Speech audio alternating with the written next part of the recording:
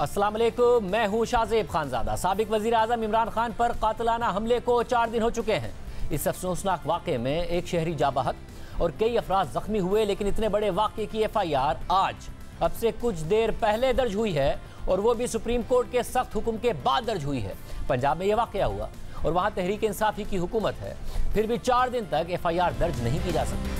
तहरीक इंसाफ मुतालबा करती रही। वफाकी हुकूमत ने पंजाब हुकूमत को खत लिखकर मुतालबा किया, मगर वजीर आला पंजाब परवेज इलाही की हुकूमत FIR दर्ज नहीं कर रही थी। और अब जो खबर सामने आई है उसके मुताबिक पुलिस ने FIR दर्ज करके सील कर दी है। जियो न्यूज़ के नुमाइंदे अहमद फराज के मुताबिक इमरान खान पर कातिलाना हमले का मुकदमा थाना सिटी वजीराबाद में दर्ज किया गया और उसमें कत्ल, इक़दाम कत्ल और दहशतगर्दी समेत दीगर दफात शामिल की गई हैं। मुकदमे में मौके से गिरफ्तार मुलजिम नवेद को बाकायदा नामजद किया गया है और FIR को कल सुप्रीम कोर्ट में पेश किया जाएगा। सुप्रीम कोर्ट में पेश करने के बाद FIR को आम किया जाएगा। FIR के हवाले से आज एक अहम पेशरफ सामने आई, जब सुप्रीम कोर्ट ने IG पंजाब को इमरान खान पर हमले की FIR दर्ज करने का हुक्म दिया। सुप्रीम कोर्ट का 5 रुकनी लार्जर बेंच चीफ जस्टिस की सरबराही में इमरान खान के खिलाफ तौहीन अदालत की समाअत के लिए बैठा, तो सुप्रीम कोर्ट ने IG पंजाब को इमरान खान पर हमले की FIR दर्ज करने का हुक्म दे दिया।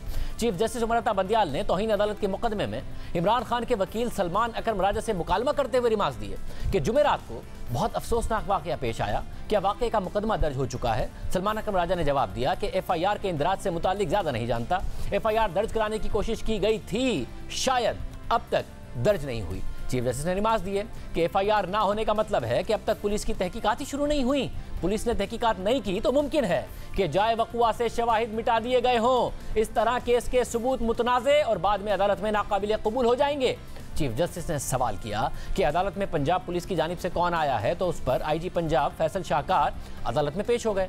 चीफ जस्टिस ने IG पंजाब से मुकालमा करते हुए रिमार्क्स दिए कि आपकी बैनुल-अक़वामी सतह पर कामयाबियों का सुना है, आप FIR दर्ज करके हमें आगाह करें। IG पंजाब ने अदालत को बताया कि हुकूमत पंजाब ने FIR दर्ज करने से मना किया है। FIR के इंदराज पर वज़ीर आला पंजाब के तहफ़्फ़ुज़ात हैं। मुकदमा दर्ज करने में कुछ सियासी पहलू हैं, लेकिन पुलिस के पास इख्तियारात भी हैं। इस पर चीफ जस्टिस उमर बंदियाल ने रिमार्क्स दिए कि आप अपने इख्तियार के तहत कानूनी कार्रवाई करें। अगर FIR दर्ज करने का मामला मजीद इल्तवा का शिकार हुआ तो क्रिमिनल जस्टिस सिस्टम में खामी के तौर पर इसको देखेंगे। वज़ीर आला के तहफ़्फ़ुज़ात पुलिस को मुकदमा दर्ज करने से नहीं रोक सकते। आप काम जारी रखें। अगर किसी ने मुदाखलत की तो फिर हम मुदाखलत करेंगे। अदालत यकीन दिलाती है कि कोई आपके कानून के मुताबिक किए गए इक़दामात में मुदाखलत नहीं करेगा। हर शहरी के बुनियादी हुकूक का तहफ़्फ़ुज़ करेंगे। तहकीकात से सच सामने आएगा। आजकल सच की तलाश में बड़ी मुश्किल हो गई है। सच झूठ की कई तहों के नीचे छुपा होता है। चीफ जस्टिस ने IG पंजाब से मुकालमा करते हुए कहा कि क्रिमिनल जस्टिस सिस्टम के तहत पुलिस खुद FIR दर्ज कर सकती है। 90 घंटे से ज़ायद का वक्त गुजर गया है और अभी तक FIR ही दर्ज नहीं हुई है। फिलहाल अस खुद नोटिस नहीं ले रहे। 24 घंटे में FIR दर्ज ना हुई तो सू मोटो नोटिस ले लेंगे। ये हुक्म आज दिन 12 बजे के करीब दिया गया। इसके बाद वज़ीर आला पंजाब परवेज इलाही ने इमरान खान से 2 मुलाकातें की। ट्विटर पर चौधरी परवेज इलाही के बेटे मोनिस इलाही से इस बारे में सवाल हुआ कि पंजाब हुकूमत को FIR दर्ज करने से किसने रोका है, तो उन्होंने जवाब में लिखा कि नामालूम अफराद पर करने से रोका है। IG पंजाब के सुप्रीम कोर्ट में दिए गए बयान का हवाला देते हुए मोनिस इलाही ने ट्विटर पर लिखा कि पुलिस को पुलिस की मुद्दत में पुलिस की मर्जी की FIR करने से रोका है, और फिर बिलाखिर अब से कुछ देर पहले FIR दर्ज हो गई है। इससे पहले हफ्ते के दिन वज़ीर आज़म शहबाज शरीफ ने न्यूज़ कॉन्फ्रेंस करते हुए चीफ जस्टिस उमर बंदियाल से दरख्वास्त की कि वो एक फुल कोर्ट पर मबनी कमीशन बनाएं जो इमरान खान के इल्ज़ामात की तहकीकात करे। सुप्रीम कोर्ट के चीफ जस्टिस से मुल्तमिस हूँ कि वो फुल कोर्ट का कमीशन बनाएं। फुल कोर्ट का जो फुल कोर्ट है उसके ऊपर मबनी कमीशन, वही उसी के ऊपर पूरी कौम का इत्मीनान होगा। इसके अलावा पाकिस्तान का कोई और इदारा, कोई कमेटी, JIT, कोई कमीशन इन हालात में इस फितने और साजिश का कौम को शाफी और काफी जवाब नहीं दे सकती। इस पर इमरान खान ने कहा कि शहबाज शरीफ ने जुडिशल कमीशन की बात की है, मैं इसको वेलकम करता हूं, लेकिन मैंने जो 3 लोगों के नाम लिए हैं उनके नीचे सारी तहकीकाती इदारे हैं, तो उनके इस्तीफे तक कैसे गैर जानिबदाराना तहकीकात हो सकती है। ये अभी शहबाज शरीफ ने बात की जुडिशल कमीशन की, तो मैं वेलकम करता हूं कि जुडिशल कमीशन बना, लेकिन मेरा पहला पॉइंट ये है कि जुडिशल कमीशन क्या करेगी जब जो 3 लोगों के मैंने नाम लिए हैं, इन 3 के नीचे सारी वो एजेंसीज जिनने इन्वेस्टिगेट कर रही हैं। ये हो ही नहीं सकता। इसलिए मैंने ये कहा था कि ये 3 रिजाइन करें ताकि इन्वेस्टिगेशन सही हो सके।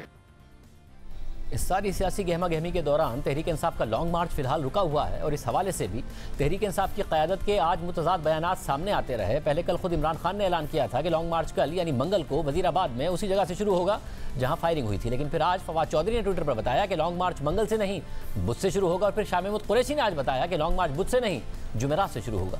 तहरीक इंसाफ ने आज इस्लामाबाद के दाखिली रास्तों पर मुजाहरे किए।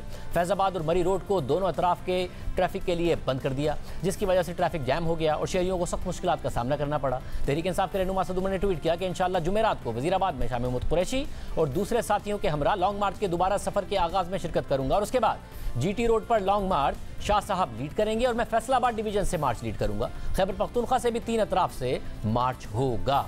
हमने तहरीक इंसाफ के मुतअद्दिद रहनुमाओं को प्रोग्राम में आने की दावत दी मगर कोई तैयार नहीं हुआ। इस वक्त सूरत हाल ये है कि इमरान खान ने सदर पाकिस्तान को भी खत लिखा है जिसमें DGISI और DGISPR की जो प्रेस कॉन्फ्रेंस थी उस पर भी सवालात उठाए हैं, साइफर के हवाले से सवालात उठाए हैं, जो 3 शख्सियात हैं उनके हवाले से सवालात उठाए गए हैं। वज़ीर दिफा ख्वाजा आसिफ साहब हमारे साथ मौजूद हैं। ख्वाजा साहब बहुत शुक्रिया मुझे ज्वाइन करने के लिए। वज़ीर आज़म ने मुतालबा किया था चीफ जस्टिस से कि वो एक फुल कोर्ट के जरिए इस मामले की तहकीकात करा लें, उसको वेलकम किया इमरान खान साहब ने, मगर फिर अपना मुतालबा दोहराया कि जब तक ये 3 अफराद रहेंगे अपने ओहदों पर तो ट्रांसपेरेंट हो ही नहीं सकती, इसलिए इनका इस्तीफा लाजमी है, ये इस्तीफा दें। देखें ये तो एक पॉलिटिकल उनका माइलेज के लिए है, जो माइलेज उनको मिल नहीं रही वो इस किस्म के बयानात दे रहे हैं। आपने जो मुझे अभी उनके जो लेटर है उसके जो मंदरजात हैं उसके मुतल्लिक मुझे आपने बताया। देखें मैं इसको थोड़ी सा पीछे लेके जाऊंगा। अक्टूबर पिछले साल यानी 1 साल कबल मैं की बात कर रहा हूँ, जब कंट्रोवर्सी स्टार्ट हुई है वो ISI के चीफ की अपॉइंटमेंट के ऊपर जो हुई है, DGISI के ऊपर है, एम आई राइट? उसी पे सारी कंट्रोवर्सी जो है स्टार्ट। ये चाहते थे कि जो बंदा जो भी चाहते थे, मैं I have absolutely no names, कि DGISI जो भी अपॉइंट हो वो इनको पॉलिटिकली सूट करे। ये किसी भी हुकूमत को जो है ये चीज़ जो है करनी नहीं चाहिए, ना माजी में हुई है। DGISI की अपॉइंटमेंट होती है, रूटीन की होती है, फौज जो है उसमें उसका मेन रोल होता है, उसका मेन किरदार होता है। प्राइम मिनिस्टर जो है उनकी एडवाइस पे जो है DGISI जो है, तो ISI जो है वो इंटरनल के अलावा इट इज़ उसका जो इंटरनेशनल रोल है शाहज़ेब वो बहुत बड़ा है। ख्वाजा साहब ये बात तो इस बात का तो एतराफ़ खुद इमरान खान साहब ने कर लिया कि आप लोग जो कर रहे थे उसका उन्हें इल्म था, इसलिए वो दिसंबर तक चाहते थे कि जनरल फैज़ को DGISI रखें। मगर अब उनका एतराज़ ये है कि ये जो इन्वॉल्वमेंट है पॉलिटिक्स में ना ISPR की होनी चाहिए। हालांकि इमरान खान साहब के ज़माने में तो DGISPR कहते थे मीडिया से कि 6 महीने आप सिर्फ मस्बत बातें किया करें फिर देखें कि मुल्क कहाँ जाता है। खान साहब के दौर में इंटरवेंशन थी, मगर अगर अब वो मुतालबा कर रहे हैं कि ये काम नहीं होने चाहिए, एबडक्शंस नहीं होनी चाहिए, पॉलिटिकल इंटरफेरेंस नहीं होनी चाहिए, इन्वॉल्वमेंट नहीं होनी चाहिए, ना ISPR की ना ISI की, तो ये दुरुस्त बात कर रहे हैं, एक मस्बत कदम है आपके ख्याल में आगे बढ़ने के लिए? आपको अभी भी उनकी इंटेंशंस काबिल कबूल नहीं है आपके लिए? देखें मेरे ख्याल में ये मैटर ऑफ कन्वीनियंस कि ये अदारे क्योंकि उनके लिए कवाली नहीं कर रहे या उनके लिए जो माजी में जो होता रहा है जो आपने अभी कहा है, तो ये इसलिए वो जो है उस पर क्रिटिसाइज कर रहे हैं। वो अब अपने एक प्रोफेशनल रोल में कंटेन हो गए हैं, प्रोफेशनल रोल में चले गए हैं। आप देखें पूरी 4 साल की हिस्ट्री है कि किस तरह ISPR ने जो है वो सपोर्ट किया है इमरान खान की हुकूमत को, किस तरह मीडिया को जो है वो काउंटर किया है, जो मीडिया खिलाफ था हुकूमत के उसको किस तरह काउंटर किया है। उसके बाद ISI आप देख लें, मैं तो कहता हूँ कि वजह तनाज़ा जो बनी है वो ISI की अपॉइंटमेंट बनी है।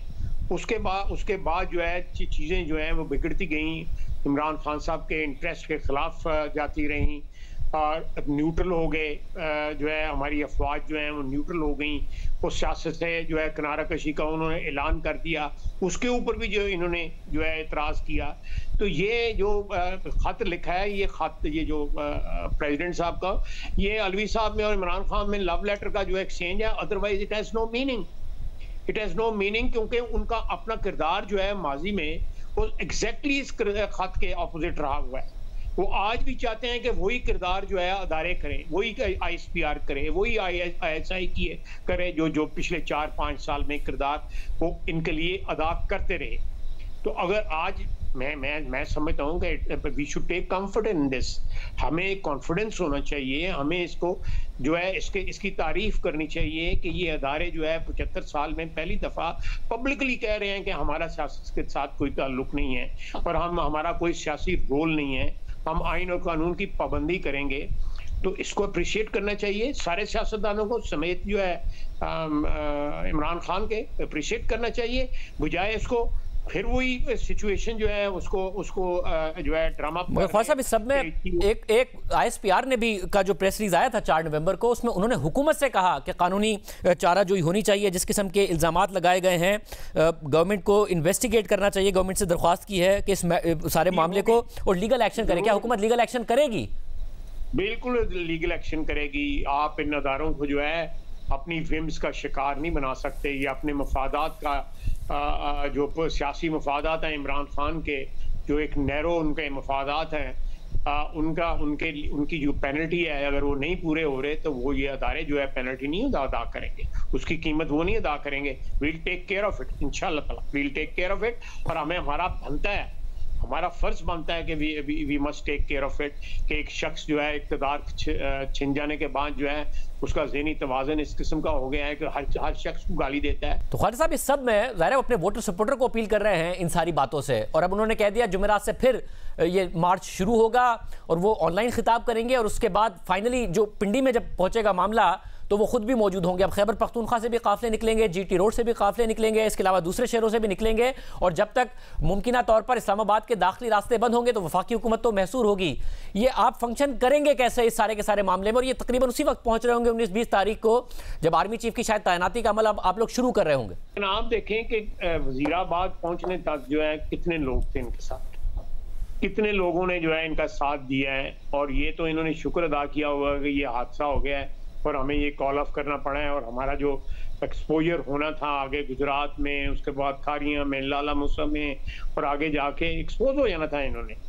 अब भी अगर ये कर रहे हैं, जहां जहां कर रहे हैं, देखें आजकल जो है 25, 30, 40 आदमी चाहिए किसी सड़क को बंद करने के लिए, अगर लॉ एंड ऑर्डर जो एजेंसीज हैं वो आपके साथ हैं। देखें पंजाब पुलिस जो है, ये सारे जो राइटिंग हो रही है इस वक्त पंजाब के अंदर, इस्लामाबाद में तो नहीं हो रही, ये सारी जो इस वक्त गड़बड़ जो है, ये सारा सो कॉल्ड प्रोटेस्ट जो है वो तो वो वहां पे हो रहा है ना पंजाब में, और पंजाब की पुलिस एयानत कर रही है उसमें। आप देखें जो कवायफ हैं, जो फैक्ट्स हैं FIR के, वो अभी तक वही कंक्लूजन पे नहीं पहुंचा।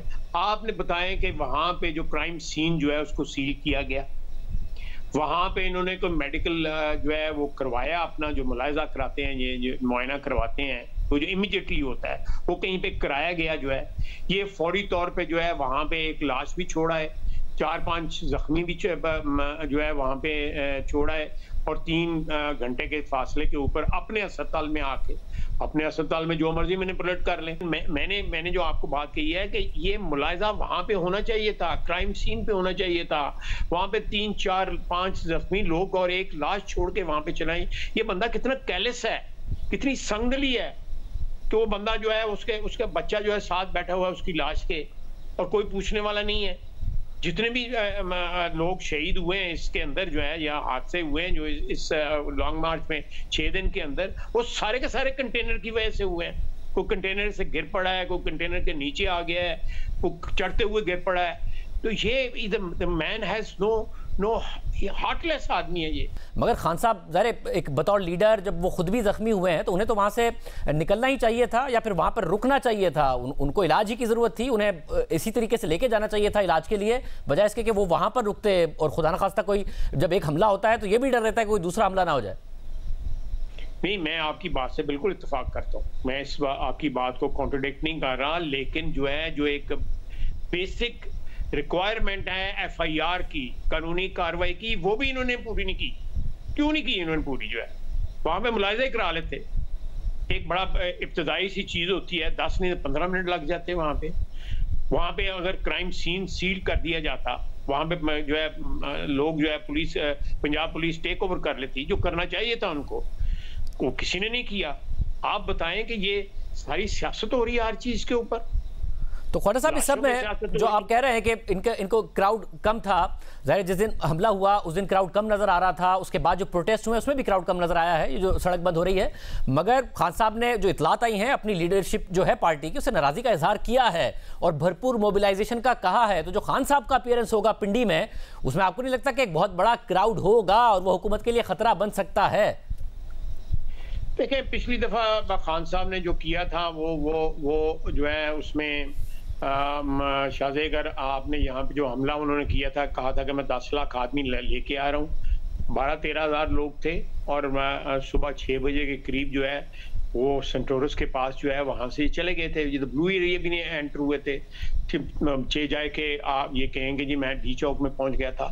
तो मेरा अपना ख्याल है कि इट विल बी अनफॉर्चुनेट कि उसमें क्लैश हो, लेकिन we'll contain it. There is absolutely ये नहीं होगा कि ये। और दूसरी बात है, मैंने पहले भी कहा था कि 98% जो है इस इन्वेजन ने सफर करना है केपी की हुकूमत की जुरिस्डिक्शन में और पंजाब की हुकूमत की जुरिस्डिक्शन में। वो सफर जो है उसके अंदर कोई मिसहैप होता है तो रिस्पॉन्सिबिलिटी उन हुकूमतों की होती है।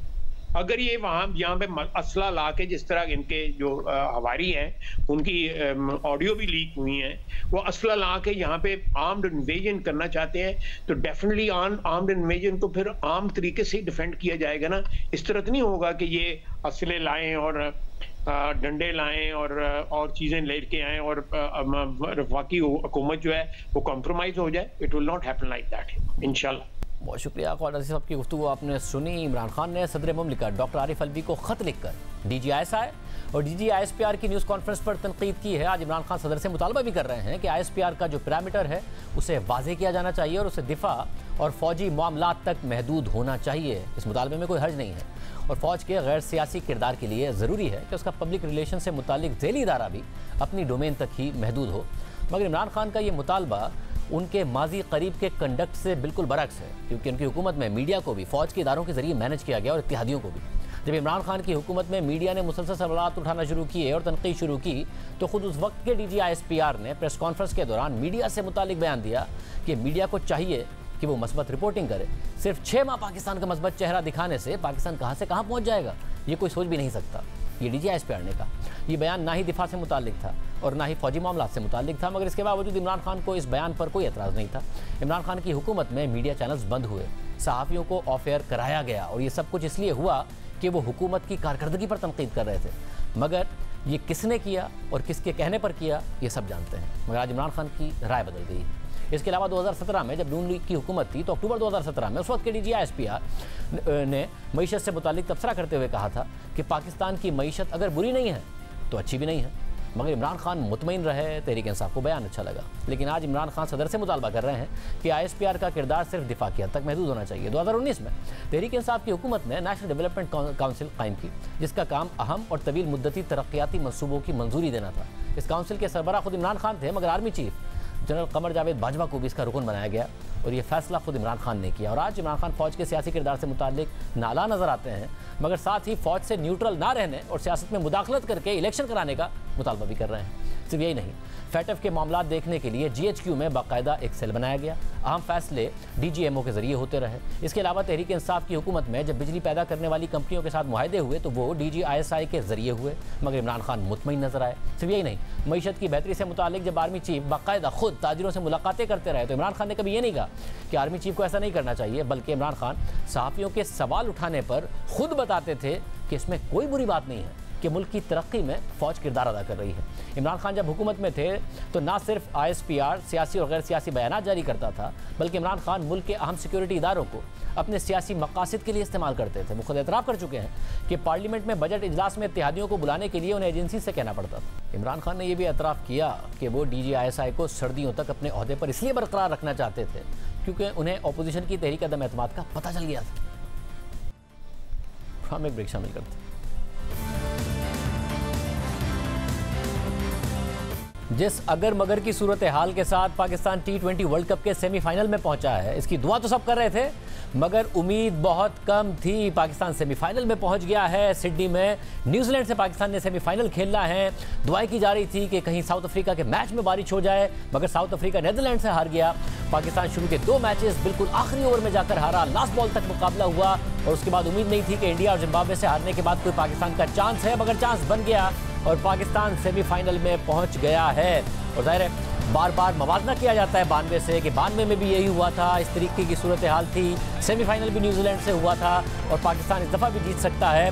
हमारे साथ 92 की टीम के 2 अहम खिलाड़ी मौजूद हैं, आकिब जावेद साहब और मोइन खान साहब। आप दोनों का बहुत शुक्रिया। मोइन खान साहब सिडनी में है, आकिब भाई आप भी जाहिर दोनों सिडनी ग्राउंड को अच्छी तरह जानते हैं। मोइन भाई कितना बड़ा चांस है पाकिस्तान का मैच जीतने का, और आपको लग रहा है सही तरीके से पिकअप कर लिया टीम ने?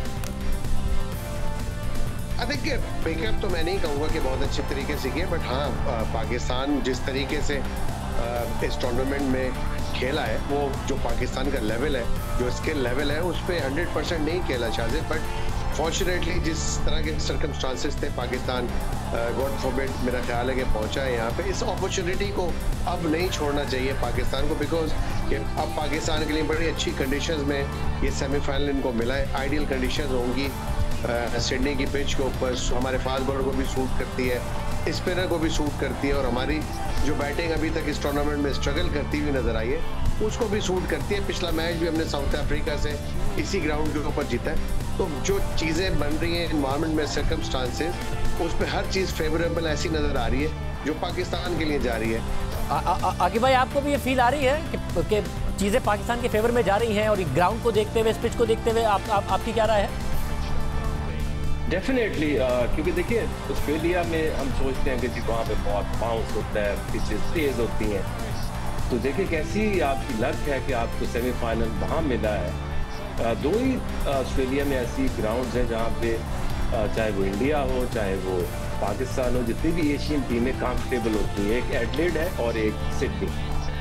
सिडनी में पाकिस्तान को हमेशा से कामयाबी मिली है, और अब ये जो हम सोच रहे हैं ना कि हम किस तरह से पहुंचे हैं, गिरते बढ़ते कैसे पहुंचे हैं, जब आप सेमीफाइनल में पहुंच जाते हैं ना तो फिर सब टीमें एक बराबर हो जाती हैं। और अगर आप देखें, आप स्ट्रेंथ देखें ना, क्योंकि एक पिच के ऊपर आपकी स्ट्रेंथ बनती है। इस पिच के ऊपर स्ट्रेंथ क्या है कि पाकिस्तानी जो बैटर्स हैं वो कंफर्टेबल होंगे, क्योंकि उसका एवरेज स्कोर इज़ 180।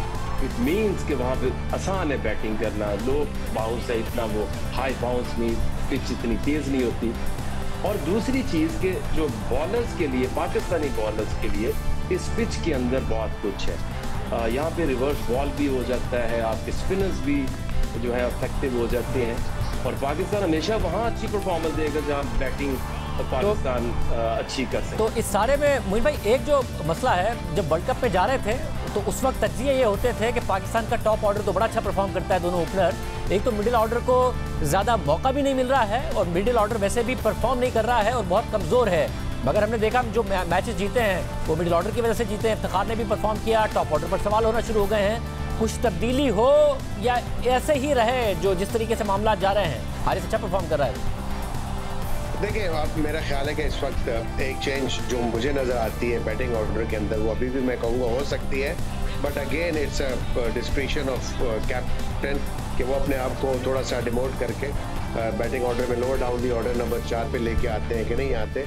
बिकॉज कि हारिस जो आपको अभी प्लेयर मिले जिन्होंने लास्ट 2 मैचेस में बड़ा अच्छा इम्पैक्ट क्रिएट किया, वो इंटेंट नज़र आया पाकिस्तान क्रिकेट टीम का जो T20 फॉर्मेट पे खेला जाता है, तो हारिस को आप ओपन करा सकते हैं। हारिस वहाँ बहुत इम्पैक्टफुल हो सकता है, बिकॉज के 6 ओवर के अंदर जो पावर प्ले होता है वहाँ उस सर्कल को यूज़ कर सकता है जो उसका नेचर ऑफ प्ले है, तो वहाँ पे बाबर को चाहिए, अगर वो समझते हैं ये ऑप्शन है, लेकिन अगर वो समझते हैं कि नहीं वो ही ओपन करेंगे तो आई डोंट माइंड, बिकॉज अगर वो कंफर्टेबल है और रन कर देते हैं एट दी एंड, और रन नहीं करेंगे तो क्रिटिसिज्म होगा, but as a positive gesture मैं समझता हूँ। जिस तरह 92 में इमरान खान साहब ने एक स्ट्रैटेजी बनाई थी, नंबर 3 पे आके उन्होंने गेंद को पुराना किया था, बड़ा मैच था वो, लेकिन यहाँ पे इन कंडीशन के अंदर सिडनी में ऐसी कोई सिचुएशन नहीं है कि आपको गेंद पुराना करना होगा।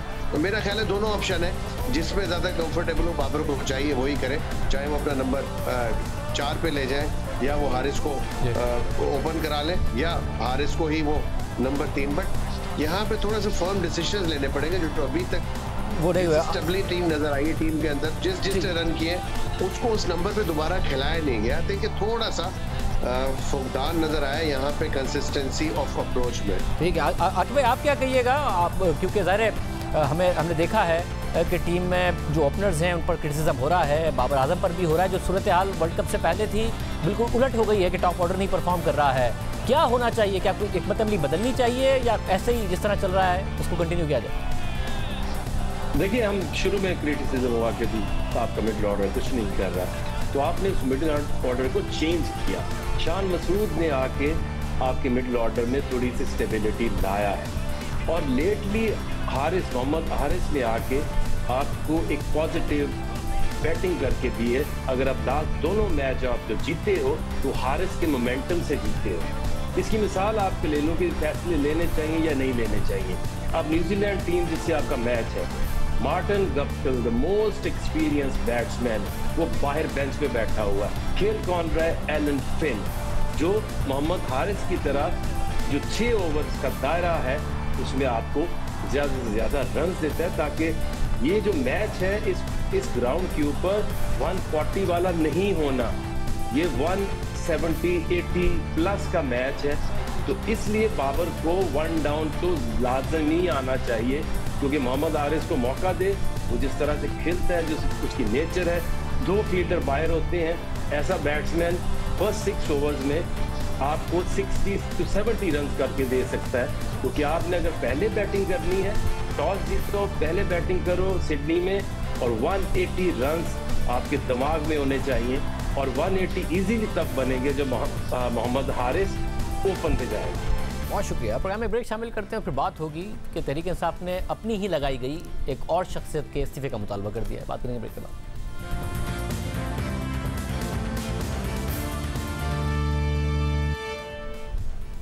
पिछले 4 सालों में हुकूमत में आने से पहले भी और बाद में भी मुसलसल हिमायत करके और 2 दफ़ा चेयरमैन सेनेट बनाकर अब तहरीक इंसाफ चेयरमैन सेनेट सादिक संजरानी के भी खिलाफ हो गई है और उनसे इस्तीफे का मुतालबा कर रही है। सेनेट में पीटीआई और अपोजिशन जमातों की पार्लिमानी पार्टी का इजलास हुआ। इजलास के लामे के मुताबिक पार्लिमानी कमेटी ने आदम सवाती के मामले पर चेयरमैन सेनेट सादिक संजरानी से इस्तीफे का मुतालबा करते हुए इस हवाले से कायम करदा स्पेशल कमेटी को भी मुस्तरद कर दिया है।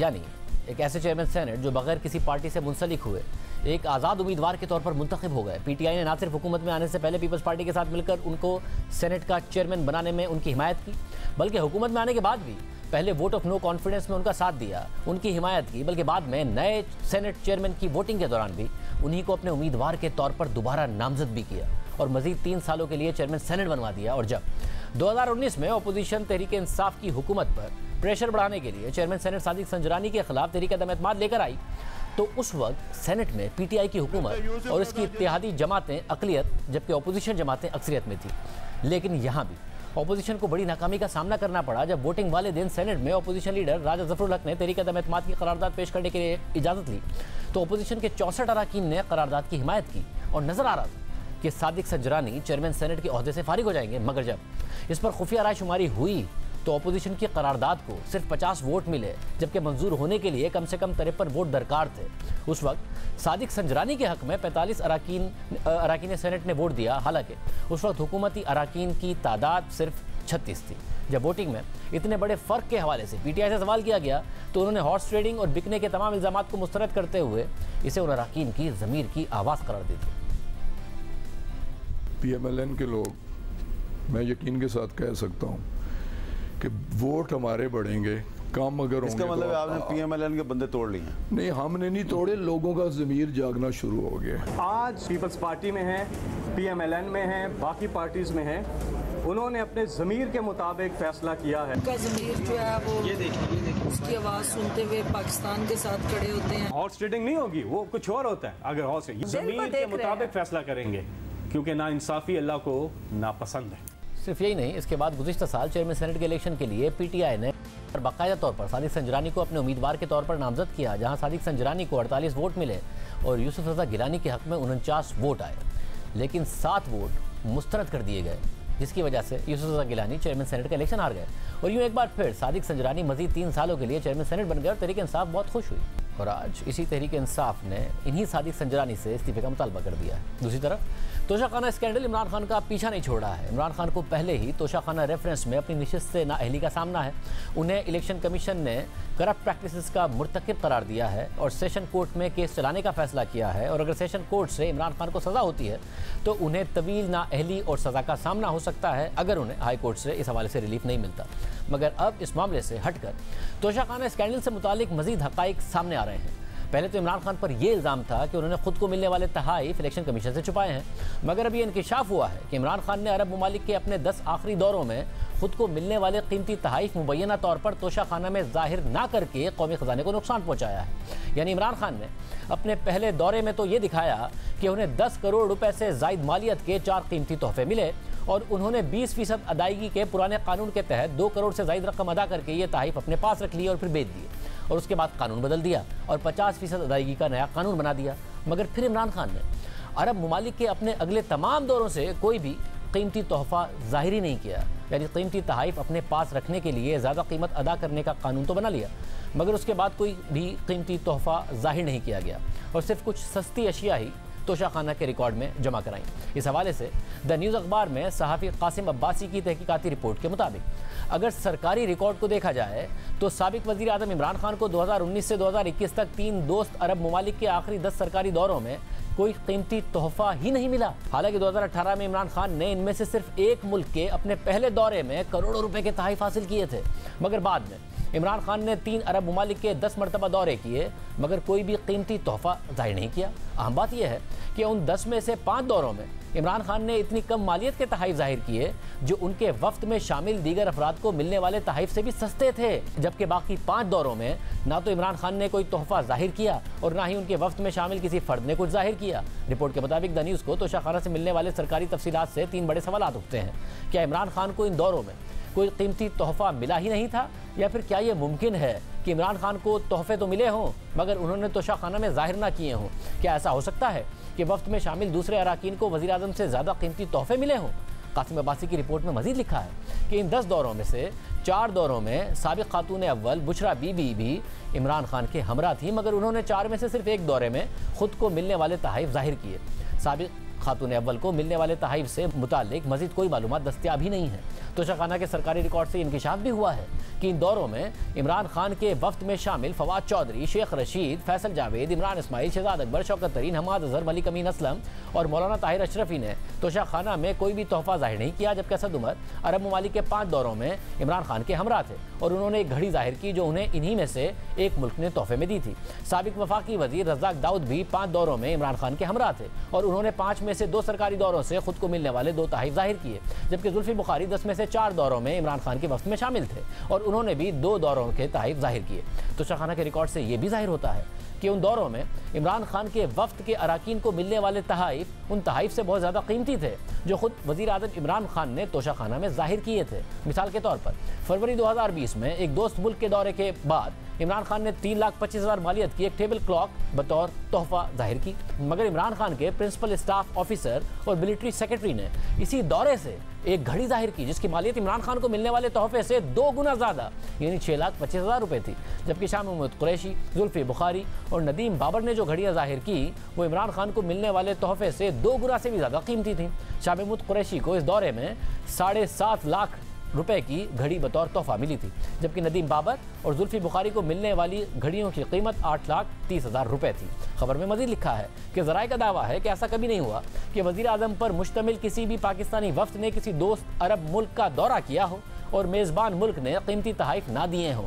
पाकिस्तानी वफूद को कीमती तहाइफ से नवाजना अरब ममालिक की रवायत रही है और आम बात यह है कि इन ममालिक से वज़ीर आज़म को मिलने वाले तहाइफ का वफ्द के दीगर अराकीन को मिलने वाले तहाइफ से कोई मवाजना ही नहीं होता है। यानी वज़ीर आज़म को बहुत ज़्यादा महंगे तोहफे मिलते हैं बामुकाबला दीगर लोगों के जो उनके साथ उस दौरे में शामिल होते हैं, मगर सरकारी दस्तावेज़ात से एक हैरानकुन पैटर्न सामने आता है। ये इंकिशाफ होता है कि इमरान खान ने अपने पहले दौरे में खुद को मिलने वाले कीमती तहाइफ के अलावा अपनी 44 महीने की हुकूमत में कोई दूसरा कीमती तोहफा जाहिर ही नहीं किया। खबर के मुताबिक द न्यूज़ ने इस हवाले से इमरान खान का मौक़िफ़ देने के लिए फवाद चौधरी और शहबाज गिल को तफसीली सवाल भेजे, मगर किसी ने जवाब नहीं दिया। इसके अलावा असद उमर, फवाद चौधरी, शहबाज गिल और जुल्फ़िकार बुखारी से उनके अपने हवाले से सवाल किए गए, मगर उन्होंने उसका भी कोई जवाब नहीं दिया। द न्यूज़ अखबार में कासिम अब्बासी की रिपोर्ट सामने आए हुए कई दिन गुजर चुके हैं, लेकिन कासिम अब्बासी के मुताबिक अभी तक तहरीक इंसाफ ने कोई रद्द-ए-अमल नहीं दिया है। ये याद रहे कि तोशाखाना स्कैंडल अवाम के सामने लाने वाले सहाफ़ी राना अबरार ने हमारे प्रोग्राम में बताया था कि तहकीकात के दौरान उन्हें किस तरह की मुश्किलात का सामना करना पड़ा। ये मामला 23 नवंबर 2020 से शुरू हुआ, जब मैंने पहली RTI रिक्वेस्ट भेजी थी सेक्रेटरी कैबिनेट डिवीजन को right of access to information act 2017 के तहत। फिर मैं पाकिस्तान इंफॉर्मेशन कमीशन में अपील के लिए गया था, अपील की थी तो उसका फैसला मेरे हक में हुआ, मगर उस पर अमल दरामद नहीं हुआ। फिर मैंने कंटेम्प्ट ऑफ कोर्ट की एप्लीकेशन दी थी, सेक्रेटरी कैबिनेट डिवीजन को पेनल्टी होने वाली थी, सजा होने वाली थी, तो तब उस वक्त की गवर्नमेंट अटॉर्नी जनरल के जरिए इस्लामाबाद हाई कोर्ट में रेट पिटीशन लेकर गई थी। इस दौरान मुझे धमकियां भी दी गई। जब शोकाज नोटिस जारी हुआ था, जब मामला हाई कोर्ट में गया तो मेरे घर में एजेंसियों के लोग आते रहे। मेरी वालदा को 70 साल से ज़्यादा उनकी उम्र है, उनको थ्रेट किया गया, उनको धमकी दी गई, यहाँ तक कहा गया कि आपके घर में लाश आएगी, ये तक भी कहा गया। मुझे फॉलो किया जाता रहा। सवात गए थे, 3 दोस्त थे हम, तो वहाँ पर PTI के लोगों ने हमारे ऊपर हमला किया था, हमें ज़ख्मी किया था, उसकी FIR तक दर्ज नहीं हुई थी। मेरी 2 जगह से PTI की गवर्नमेंट ने मेरी जॉब ख़त्म करवाई। फवाद चौधरी ने फ़ोन करके, इंफॉर्मेशन मिनिस्टर थे ये, मेरी जॉब ख़त्म कराई, मुझे टर्मिनेट किया गया। उसके बाद मैंने एक TV चैनल ज्वाइन किया था 2021 में। वहां पर मुझे तीसरा दिन था कि मुझे बुलाकर CEO ने कहा मेरी मजबूरी है, मैं आपको अफोर्ड नहीं कर सकता। मैंने कहा सर थैंक यू, आपने ये मुझे बुलाकर बताया और 1 महीने की सैलरी भी दे दी, आपकी मजबूरी है, मैं जा रहा हूं। उसके बाद भी मैं जहां पर भी ज्वाइन करता हूं, PTI के लोग मुझे फॉलो कर रहे होते हैं, आज भी ये पावरफुल हैं और मुझे कहीं पर भी सहाफत में, किसी अखबार में या TV चैनल में काम नहीं करने देते, बल्कि मेरी जॉब खत्म करवा दी जाती है। इजाज़त दीजिए, अल्लाह हाफ़िज़।